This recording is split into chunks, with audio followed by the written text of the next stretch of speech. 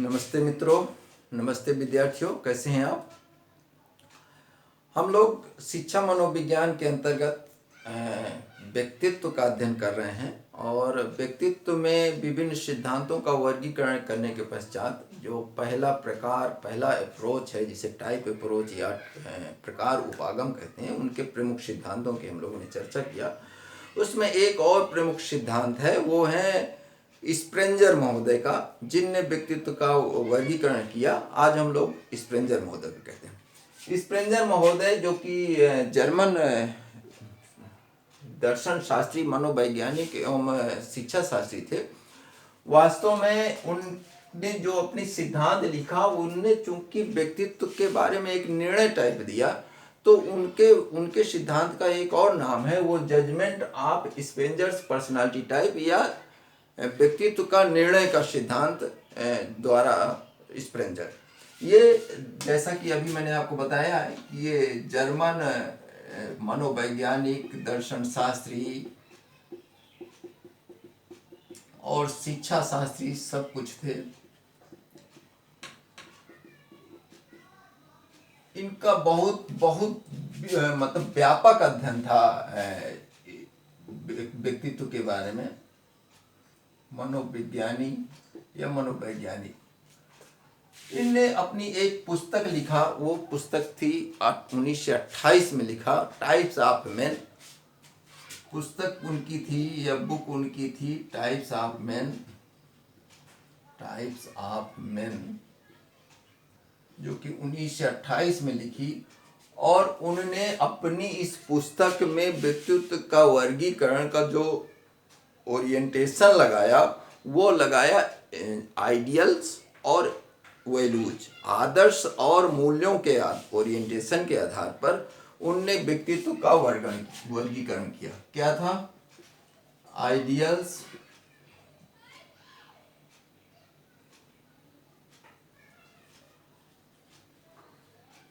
And values के आधार पे। और चूंकि इन आधारों के आधार पर उन्होंने जो वर्गीकरण किया, तो उसके आधार पर उन्होंने कहा कि मनुष्य जो संपूर्ण मानव प्रजाति है, मानव जाति है, उसके व्यक्तित्व को 6 भागों में बांटा जा सकता है। 6 प्रकार के व्यक्तित्व हो सकते हैं। उन 6 प्रकार के व्यक्तित्वों में सबसे पहला व्यक्तित्व उन्हें नाम दिया, हिंदी में उसको सैद्धांतिक कहते हैं। हम हिंदी ही लिखे दे रहे हैं। दूसरा नाम उन्हें दिया सैद्धांतिक के बाद सौंदर्यानुभूतिक यानी एस्थेटिक, जो सौंदर्य शास्त्र को पसंद करते हैं। सौंदर्यानुभूतिक, एस्थेटिक, इसकी अंग्रेजी एस्थेटिक है। तीसरा उन्होंने कहा अर्थशास्त्री होते हैं या अर्थशास्त्रीय व्यक्तित्व वाले। चौथा उन्हें राजनीतिक कहा, पॉलिटिकली। पांचवा उन्हें सामाजिक कहा, और छठवां उन्हें धार्मिक व्यक्तित्व कहा। इस प्रकार उनके जो जजमेंट था, वो 6 प्रकार के व्यक्तित्वों के बारे में चर्चा किया। इसके बाद वो उनके व्यक्तित्व की कुछ विशेषताएं बताते हुए कहते हैं कि ये जो 6 वर्ग हैं, इनको एक विशिष्ट प्रकार के गुणों से विभूषित होते हैं। जैसे सौंदर्य सैद्धांतिक के लिए उसने कहा कि ऐसे व्यक्ति वास्तव में सर्च ऑफ ट्रुथ के लिए, उसने कहा highest value of search of truth क्या के लिए होते हैं। उनके शब्दों में हाईएस्ट वैल्यू, एक बार लिखूंगा, दूसरी बार नहीं लिखूंगा क्योंकि ये बार बार शब्द आएगा। वैल्यू काहे के लिए? Search of truth. ऐसे व्यक्ति जो सत्य की खोज में अधिकतम वैल्यू देते हैं, वैसे व्यक्ति सैद्धांतिक प्रवृत्ति के या थ्योरेटिकल गुणों से युक्त होते हैं। जैसे इसमें इसी को इसलिए सैद्धांतिक कहा, इसी को आदर्शात्मक कहा, आदर्शवादी होते हैं, इस तरीके के व्यक्तियों को सैद्धांतिक वर्गीकरण के अंतर्गत स्प्रेंजर साहब ने रखा। दूसरा व्यक्ति था सौंदर्यानुभूतिक, जिसको उनने अपने शब्दों में एस्थेनिटिक कहा, और उसने कहा कि ऐसे व्यक्ति जो हाईएस्ट वैल्यू देते हैं search of form and harmony. Search of, ये मैं बार बार नहीं लिखूंगा, ये नहीं लिखूंगा, काहे के लिए ध्यान देते हैं, फॉर्म एंड हार्मोनी पर।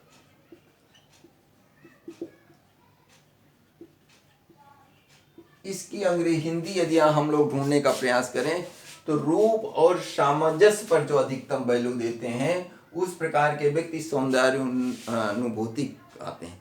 इसका मतलब जो व्यक्ति एक नए प्रकार की गढ़न और नए प्रकार के चिंतन और उस पे एक अद्भुत रूप और सौंदर्य को देखने का प्रयास करता है, वह इसके अंतर्गत आते हैं। जैसे इसके लिए उदाहरण मान सकते हो जो क्रिएटिव वर्क करने में सक्षम, जैसे आप मान लीजिए कि इंजीनियर हो गए, कवि हो गए या लेखक हो गए, कवि लेखक हो गए,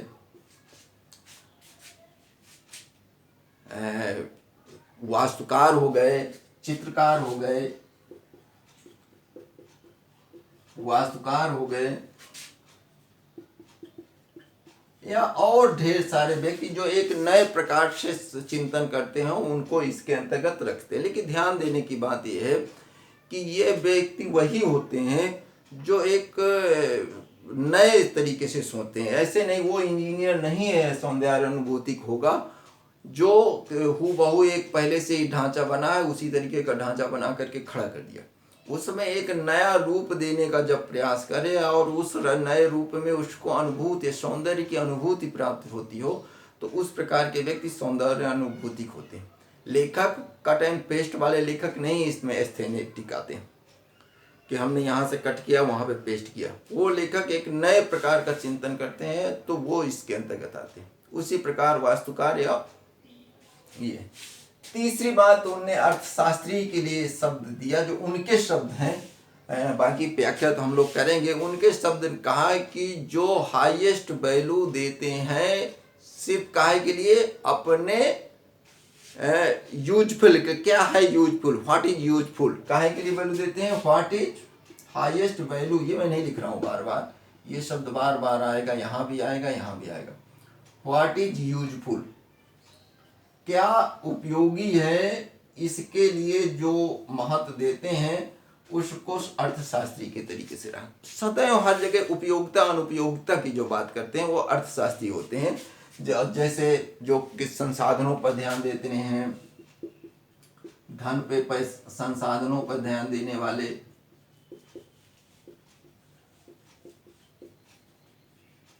या अन्य धन पर ध्यान देने वाले अर्थशास्त्री वगैरह सब इसके अंतर्गत आते हैं। ठीक है। इसके बाद एक उन्होंने कहा राजनीतिक के लिए स्प्रेंजर महोदय ने जो टर्म्स यूज किया है कि जो हाईएस्ट वैल्यू पावर को देता और जजमेंट को देता, जो सत्ता और शक्ति को ज़्यादा वैल्यू देता हो, ऐसे व्यक्ति राजनीतिक गुणों से युक्त होते हैं, राजनीतिक व्यक्तित्व के अंतर्गत आते हैं। इसके लिए उसने क्या शब्द दिया, पावर यानी सत्ता, हाईएस्ट वैल्यू सत्ता, पावर। ठीक है। डोमिनेशन या निर्णयन, डोमिनेशन का मतलब डोमिनेट करना, अंग्रेजी ही लिख देते हैं।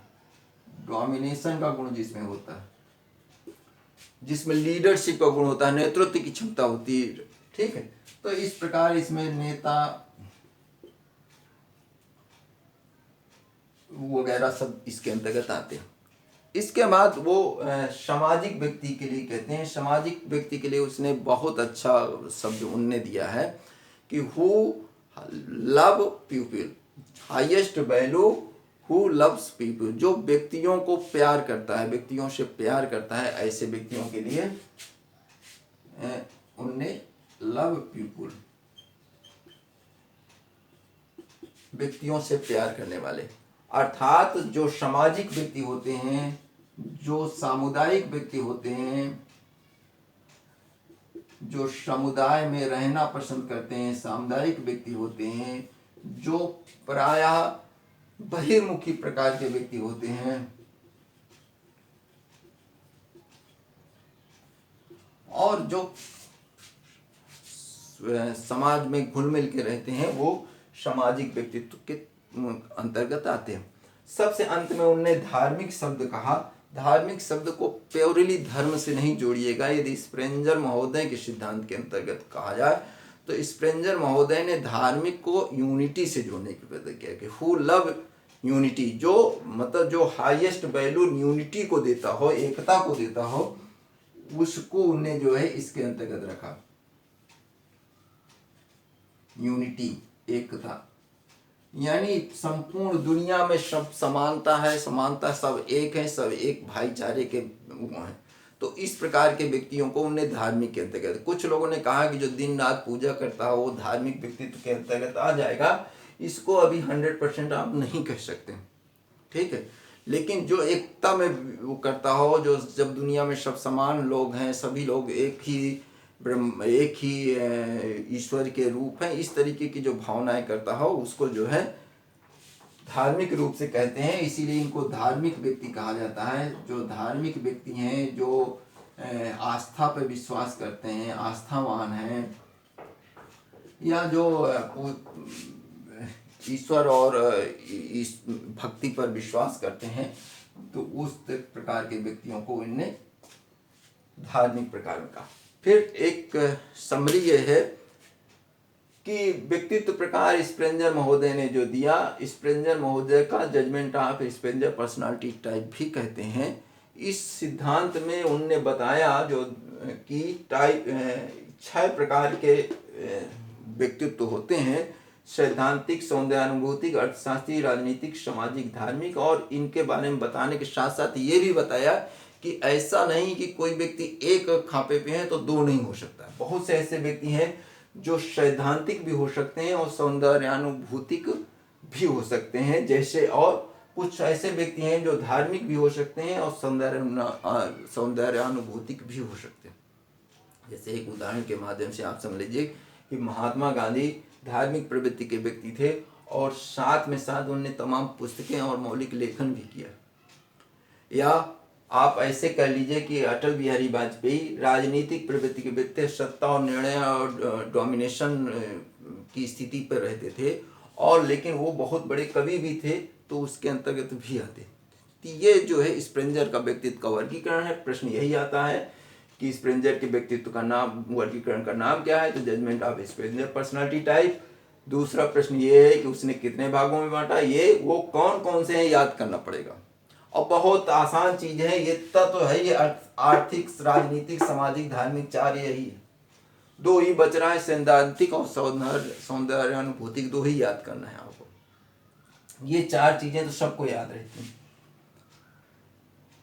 5वीं चीजें जो महत्वपूर्ण है, ये व्यक्तित्व का सिद्धांत अपने आप में बहुत उपयोगी रहा, और इस सिद्धांत के आधार पर 1950 में अल्बर्ट महोदय ने एक इन्वेंटरी बनाई जिसका नाम था स्टडी ऑफ वैल्यूज। क्या नाम था? Study of values. इसी सिद्धांत पे आधारित एक इन्वेंटरी बनाई, उसका नाम था इन्वेंटरी, पर्सनालिटी इन्वेंटरी, यानी व्यक्तित्व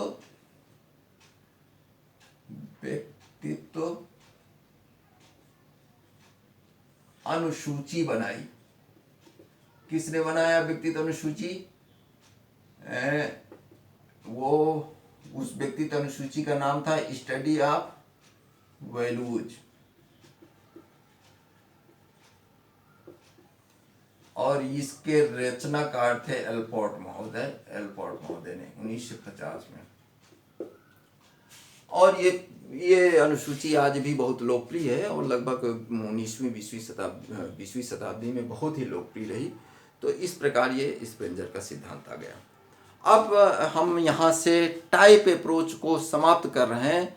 थोड़ा सा यहाँ पे ये बताना चाहेंगे कि व्यक्तित्व का जो प्रकार अप्रोच है उसकी क्या खूबियाँ थी या क्या कमियाँ थी। खूबियां तो जैसा कि हम लोग जान ही रहे हैं कि व्यक्तित्व के प्रकार सिद्धांत ने व्यक्तित्व के वर्गीकरण का आधार प्रदान किया, और लगभग जब से सभ्यता का उदय होता है, हिप्पोक्रेटस से लेकर के तब से लेकर के लगभग 1940 तक या 1940-50 तक इसका दबदबा बना रहा, और तमाम प्रकार के व्यक्तित्वों का निर्धारण टाइप अप्रोच या प्रकार सिद्धांत के आधार पर ही किया जाता रहा। ये निर्धारित किया जाता था कि वो लंबा है तो ऐसे होगा, वो मोटा है तो ऐसे होगा, वो पिकनिक टाइप का है, वो जो है एक्टोडर्म में, इस तरीके के सब कर दिया जाता था। या स्प्रेंजर का भी सिद्धांत हो गया, या शिल्डन का हो गया, या क्रिस्मर का हो गया, या भारत का सत्व तम रज के आधार पे हो गए, या हमारा कोशी सिद्धांत। ये सब चीज़ें हम लोगों ने पढ़ा इसके पूर्व।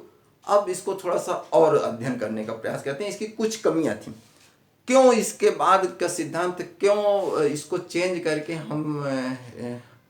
हम लोगों ने टाइप अप्रोच को छोड़ करके ट्रेट अप्रोच को अपनाया, शील गुण सिद्धांत को अपनाया, उसको जानेंगे। सबसे पहली इसकी जो लिमिटेशन थी कि यह सिद्धांत एक पूर्व कल्पना करता था। यह सिद्धांत, ये लिमिटेशन यहाँ पे मैं बोल रहा हूँ, सीमाएं, व्यक्तित्व प्रकार सिद्धांत की सीमाएं की लिमिटेशन या डिमेरिट्स, ठीक है। सबसे पहले यह पूर्व कल्पना कर लेता था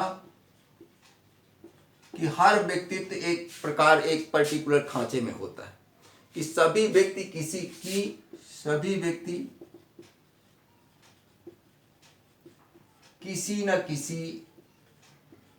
न किसी प्रकार में के अंतर्गत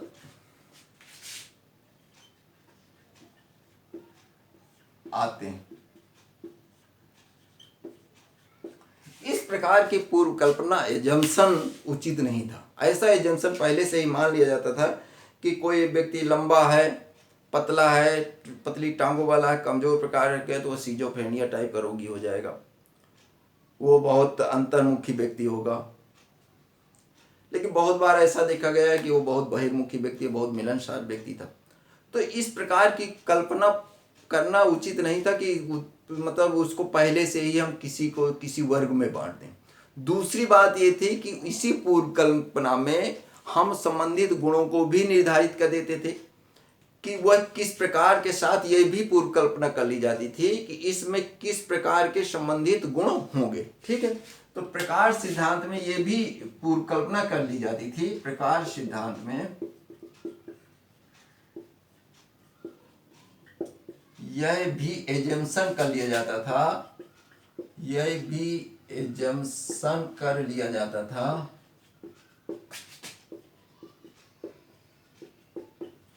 कि कोई व्यक्ति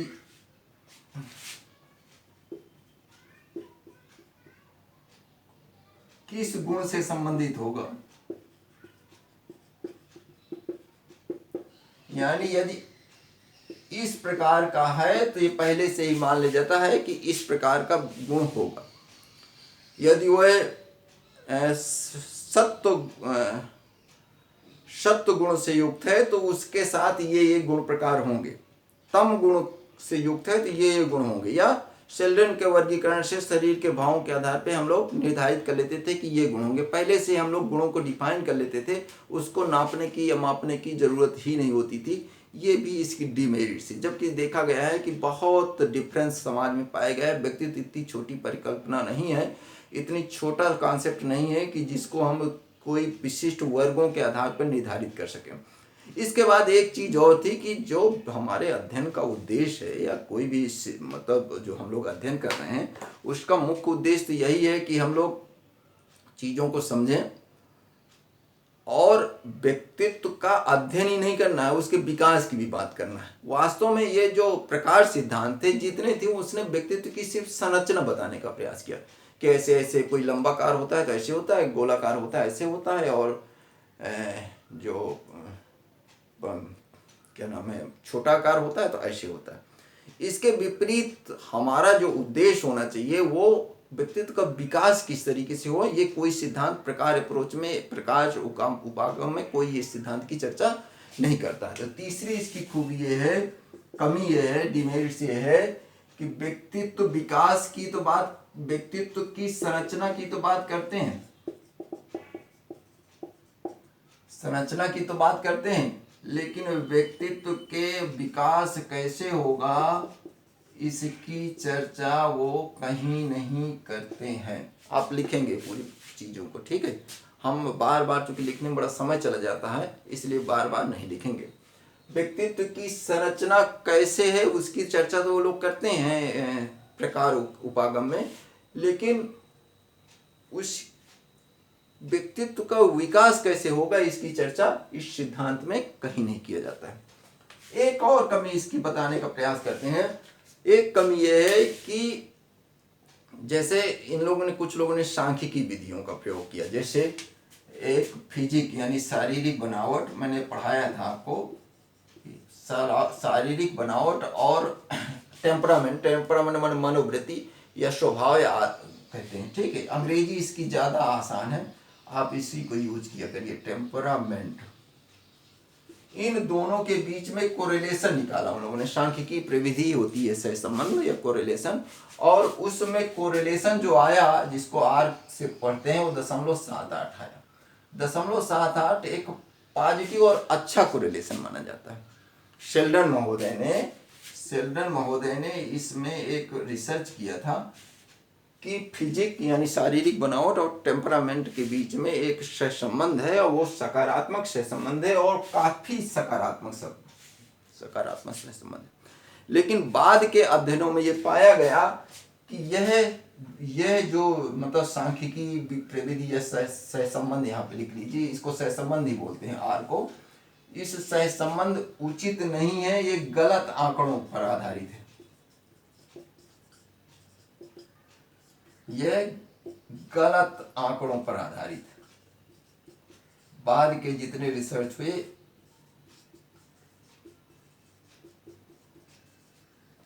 निष्कर्ष स्वरूप ये कि व्यक्तित्व प्रकार यद्यपि व्यक्तित्व के संरचना के बारे में वर्णन करने में बहुत सालों तक प्रभावी भूमिका निभाता रहा, लेकिन इसकी कुछ लिमिटेशन होने के कारण एक नए प्रकार के व्यक्तित्व प्रकार की चर्चा हुई, व्यक्तित्व की चर्चा हुई, उसको कहते हैं ट्रेट या विशेषक या शील गुण सिद्धांत। कल से हम लोग व्यक्तित्व के शील गुण सिद्धांत की चर्चा करेंगे। पहले बताएंगे शील गुण क्या है, इसके बाद बताएंगे शील गुण के प्रमुख सिद्धांत। धन्यवाद।